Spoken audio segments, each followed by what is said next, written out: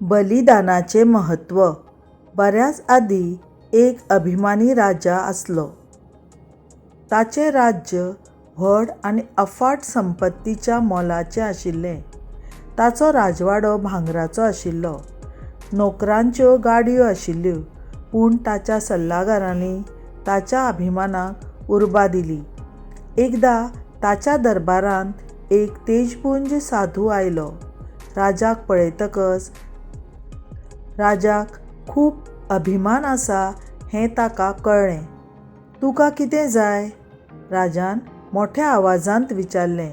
साधून म्हणलें, राजन, तुजे कडल्यान म्हाका कांयच नाका. उरफाटें हांवूच तुका कितें तरी दिवपाक आयला.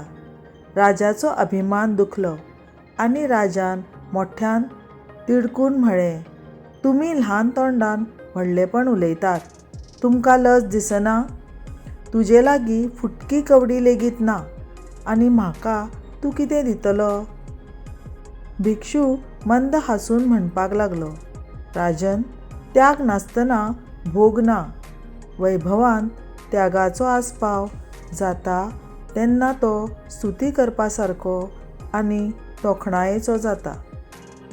त्याग करता तेन्ना अहंकार पयस जाता, आसक्ती काडून उडयता आनी मन दुसऱ्याचें दुख्ख जाणून घेवपाक तयार जाता.